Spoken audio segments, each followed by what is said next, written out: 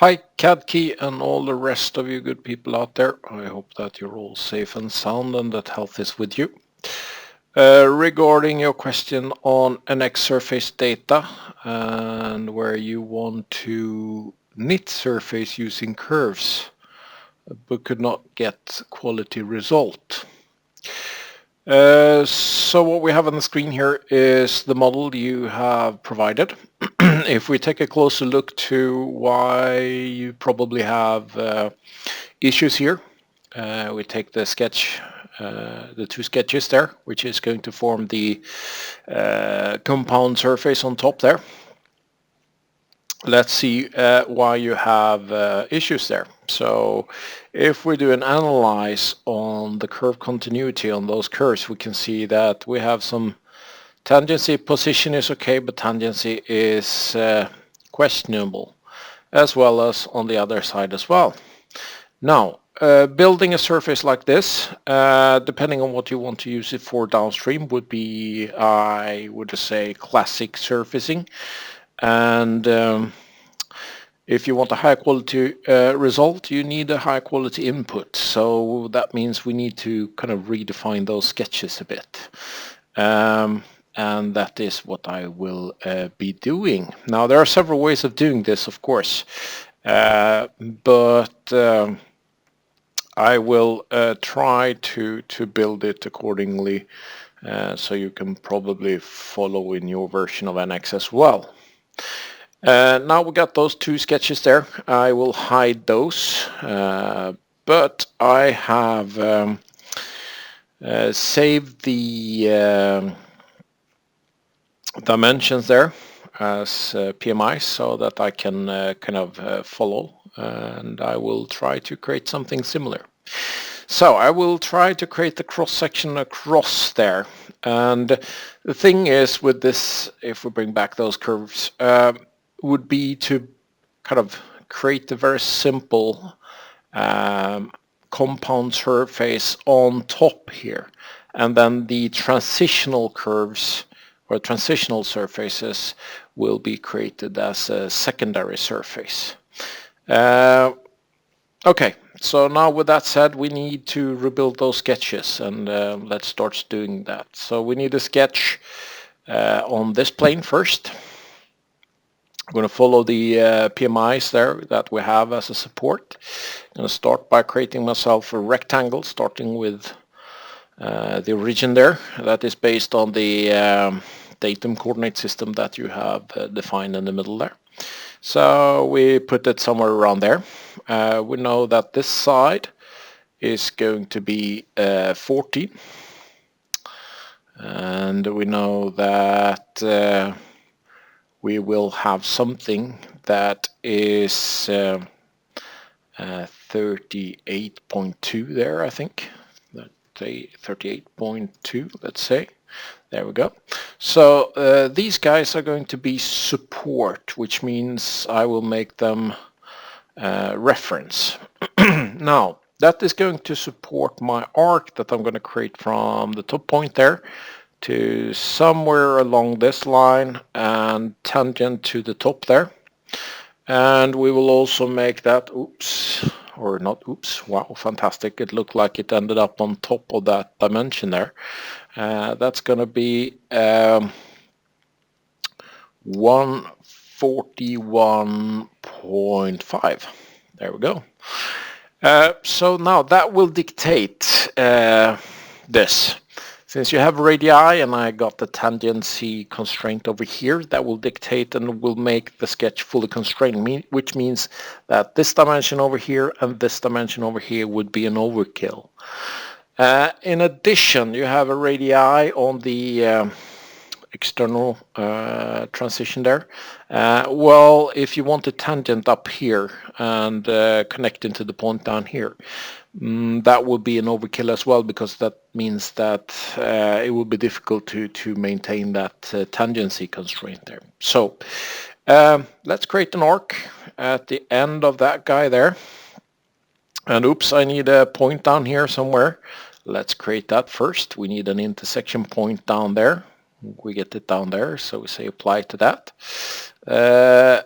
that is also, I only want to see that in the sketch, so I'll make it a reference there. So an arc from here to here, and I get the tangency constraint up there, and we got the sketch fully defined there, so that would be all right. Now we need this on two sides, so we're going to mirror those two curves around the center line there, if you like. Okay, so that will finish our first sketch. Now we need to do the same thing to the other side. Excuse me. We need another sketch on the normal plane to that. So we say okay to that. And we're going to do the same thing there. I'm going to create my reference box there, if you like. And I could actually create an intersection point there. Why? And I know I'm going to need one over here as well, so I'm going to do them as well. Let's make them references, because I only want to see those guys in the sketch. Okay, so with that said, we now have this line here, and it's actually attaching to that point. Great. So we can see the green line there is actually determined. We know that we need, oops, not that dimension. We need the dimension from there to that point. And that is going to be 12.8, let's say. So, green, great. Means that these guys are now fully constrained according to my liking. And I will make them reference. Here we will also create that arc from that line, starting line there, on to somewhere on that guy. We will make it a tangent up here. Make sure it's tangent, because we're going to mirror those later on. We're also going to add a radii to this. It's going to be 505.9, and that's going to make that fully defined, meaning that the 9 point somewhat there is an overkill, and we're happy with that. In addition, we will create that fillet, and we know that if I'm going to create that fillet, oops, sorry, that it's not going to be fillet, it's going to be an arc. It's going to be an arc from the end point there to the intersection point there. It's going to be tangent there, and it's fully defined there. That ensures the tangency transition there, if you like. So we're going to mirror these two curves. Going to mirror them through the center line there. We're happy with that, and we say finish. Okay, so let's get rid of,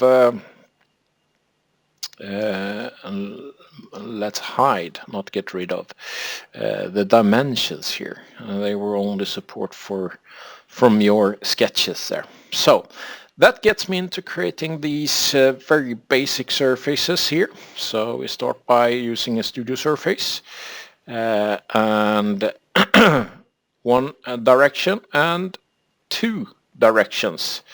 And we don't need a tangency constraint there. And we're happy with that.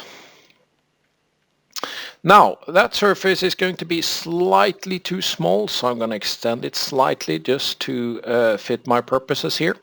And here, let's hide that for now. Here it's, depending on the transitional areas here, you might want to vary the offset that is going to define the transitional area from the compound surface into the transitional.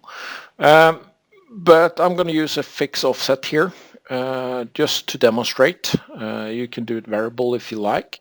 So we're going to curve and we do an offset. I do a regular offset from that curve. Let's keep it at 12. That will probably do it for now. And bring back that other curve there. We trim that with trim and extend. And that offset curve there, we say well, let's use the coordinate system there to be consistent, and there's our surface. Now we need to build that transitional area as well, so we're going to do that by a studio surface. I'm going to use this curve And I'm going to use this curve. And the second curve there, the first curve there is going to be tangent. Could be curvature as well, depends on what you want. And here you have, I believe, the quality of the surface that you like. Now you can build this in one go if you like, but that's going to be a very complex surface, and I think you want the high quality, so therefore you want to divide these surfaces into several.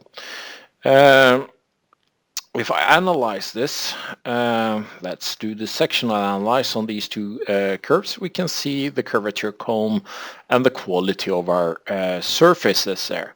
And I think that is what you are after. So with that, I'm going to leave you for tonight, and I hope that you that this helps you in your future endeavors. And that's all from me for now. So over and out from Fred. And don't forget to take care, be safe, and above all, stay healthy. Bye for now.